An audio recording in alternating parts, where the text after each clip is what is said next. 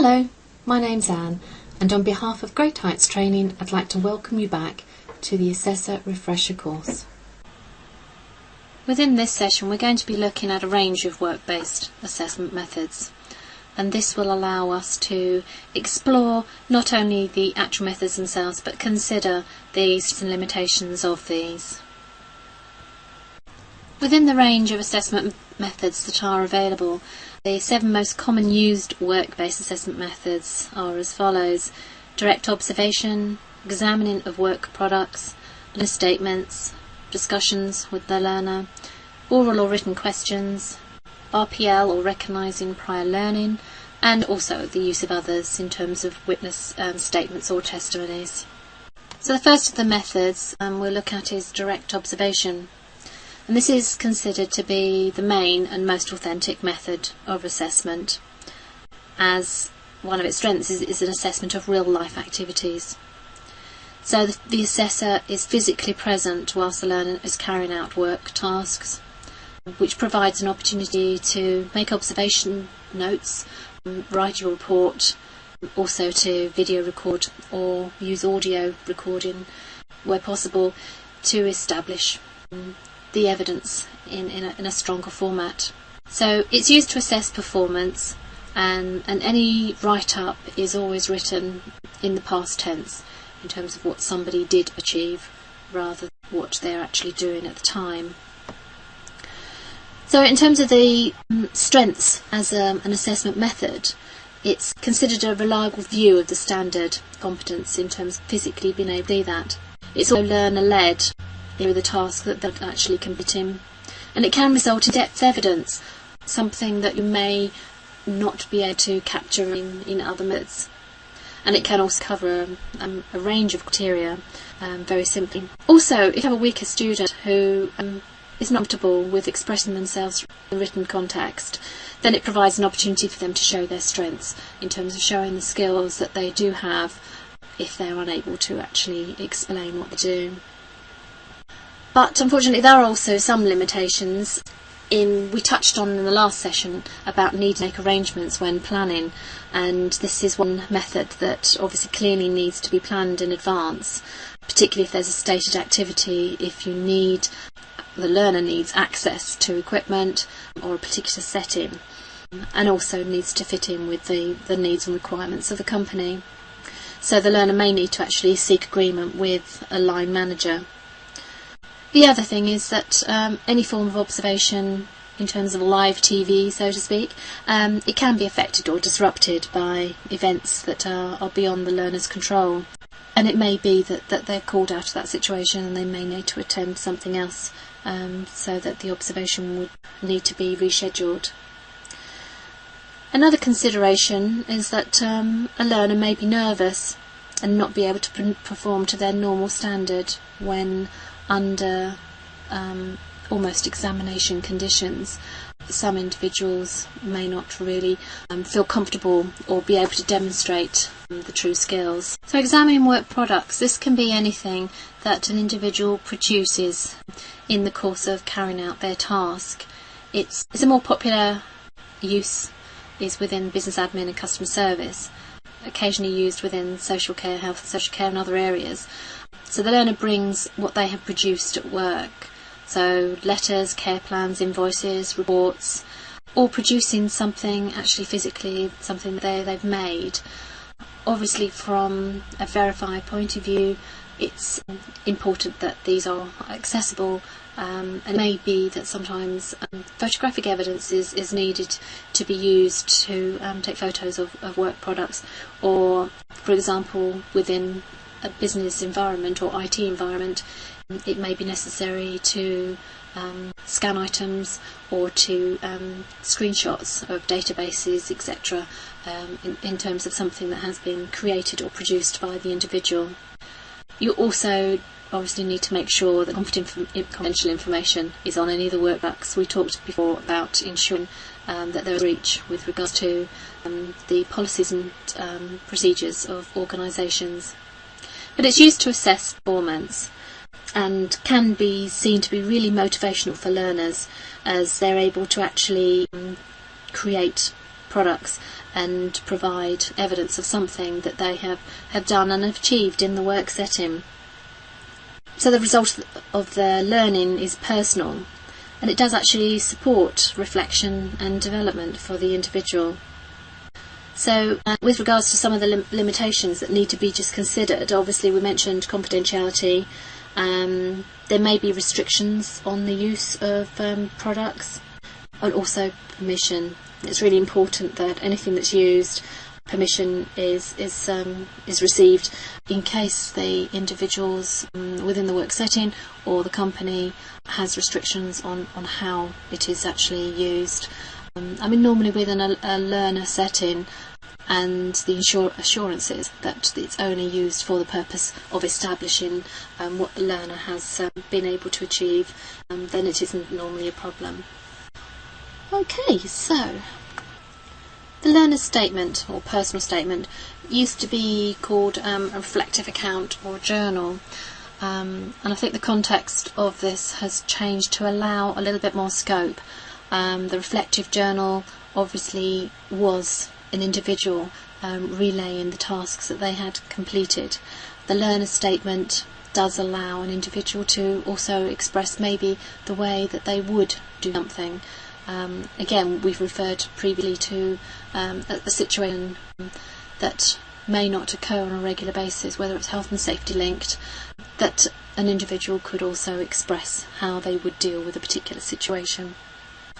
So, what does this actually mean? So the learner actually writes an account of a work task or day's activities, identifying what their role was, how they approached it, but you do need to make sure the learner has the UNA assessment criteria before they start writing. Otherwise, they might write it in such a way where it's impossible for you to match it with the criteria. This can happen where an individual will go into detail but without actually looking at the requirements, the criteria. It may be that they don't actually meet many of them. So in terms of its use, it's used to assess performance. It can be backed up by observation, discussion or Q&A, but it does allow the individuals to reflect, and it provides an opportunity for them to also evaluate their own performance, which is obviously very positive. And in that way it supports continuous learning. It's also good for covering areas that may not be able to be observed, whether this is due to time restraints or confidentiality in terms of physically seeing something, but it does allow them to be able to cover elements. So it's good for use for performance or knowledge. Limitations that need to be considered. Obviously we highlighted it requires clear guidance.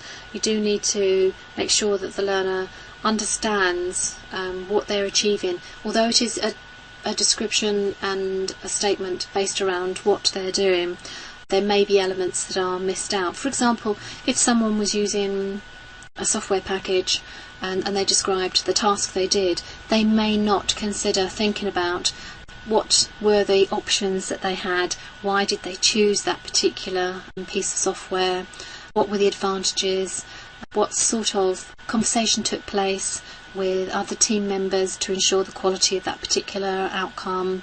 So there are elements in the criteria that can easily be covered but may need some guidance.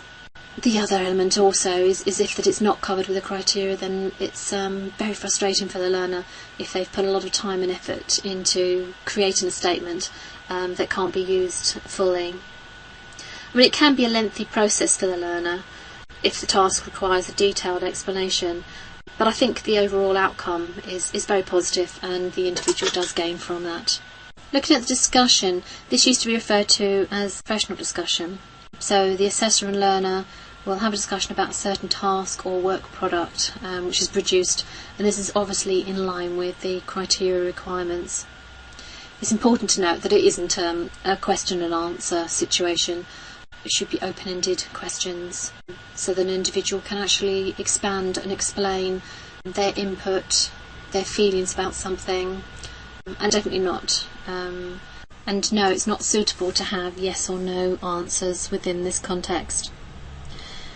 It is good, however, to prompt learners to give you answers that will match the criteria you're assessing, and this allows a thorough coverage of the criteria. So this can be audio recorded or written in a report, and is clearly used to assess knowledge. So the learner can actually demonstrate the competencies in different units, and it's easy to give supplementary evidence when someone has produced something, then have a discussion. A lot of additional information can be forthcoming. It's also considered a less onerous method time-wise, and also can be used to cover rare occurring situations. It's also a good option to cover underpinning knowledge, but it does need to be agreed and arranged in advance, so there is a quiet space to be able to undertake a discussion rather than having, for example, in an office environment or in a child environment where there could be possible disruption and interruption. So if audio or video is used, it must be of a good quality to be able to clarify and hear the individual. It's also essential that if you're going to be using any equipment to record the discussion, that you do check this in advance and make sure that it is of good working order before you attend the meeting. Moving on to oral and written questions. So this is where the assessor asks learner questions and the learner will obviously answer back in response. These tend to be closed questions, can be recorded or typed up. They can also be oral or written, and they're very good at using in terms of backing up other evidence, so used to assess knowledge. It's a simple method for a direct response, and you're able to support criteria not previously met. They are also assessor-led, which is positive in terms of being able to meet criteria, but also they may limit the response of the learner. They may not reflect the personal working practices, but that of a colleague. If someone is just asked to respond about a particular situation, it may be through the eyes of somebody else rather than their own personal experience. The line of questioning also does need to be considered in terms of ensuring that the best response and valid evidence is obtained. When recognising prior learning, it used to be called accredited prior learning APL, and now it's referred to as RPL, recognising prior learning. So this is when we consider certificates from previous training that the learner has done, and these do need to be relevant to the units that you're actually assessing. You need to make sure that it's authenticated and valid. The learner needs to write a summary of what they learnt and how they've applied it practically. And this is really important in that someone may have completed a course, they may have even attended or slept through it.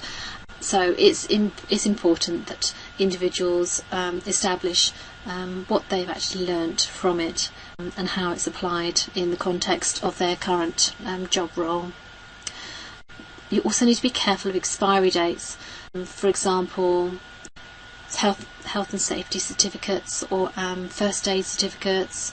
There are certain ones that have a fixed timescale that do need to be refreshed and renewed. So it's important that you do check the dates as well in case they are no longer valid. So this is used to assess both knowledge and performance. And it supports reflection on previous learning in that the actual evidence that you then are requesting allows an individual to think about what they actually gained from that qualification. So it may be suitable for units not possible to cover in the current role, and that could be due to timing, or it could be a change of tasks that an individual has been given, but it's something that they have got a good knowledge of and have previously achieved. So obviously it can be considered a limitation with the fact that you do need a supporting statement to confirm that knowledge. It may be out of date for a specific topic. It may be difficult to obtain proof. Sometimes an individual will say that they've completed something but without the certificates, then obviously it's something that can't be accepted. So use of others, so witness testimony or witness statement. So this is a third party that gives a statement stating what the learner does, whether they believe or feel that they are competent in a particular task. you always need to let the person giving a witness statement know what you're looking for in terms of criteria, because you're not looking for a own report, you're looking for check to see whether an individual is competent in particular tasks or particular skills. You do need to authenticate the statement. This can be by requesting contact details. It can be used by asking them to write the statement on company-headed paper. It's used to assess both the knowledge and performance, and this can be from work colleagues as well as line managers. If you choose to look at a professional witness statement, this requires additional information from the witness, such as their CV, in terms of you require to have evidence of their professional status. I think the great thing about using witness statements is that the witness may have a better working knowledge of the learner, being able to identify areas and skills that the individual themselves may not have highlighted and you may not have had the opportunity to see.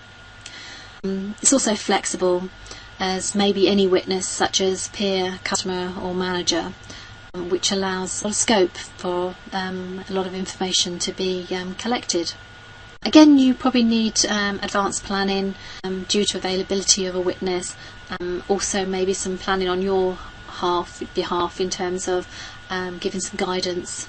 It may be that you want to structure some questions that you can ask them to consider. The other side of it is prior knowledge of an individual may lead to some bias. If someone feels personally attached to a work colleague and they obviously want them to succeed, then there may be elements that are maybe expanded upon. But you do need to ensure that the witness has knowledge of the criteria in advance to ensure that this is a valid piece of evidence that can be used. So we've considered a wide range of methods that gives plenty of scope for evidence to be collected in a variety of forms, to not only suit different situations but also to suit the needs of learners, and potentially, if you are talking about witness statements, is of the management or peers. So it's important to actually think about which method is the best approach to use. So to conclude this session, the overall choice should, however, meet the needs of the learner, but be within the awarding organisation standards of being fair, safe, valid and reliable. And obviously, in addition to this, it does need to be cost effective in terms of an assessment method of choice. Thank you for your time, and we will join you again in the next session.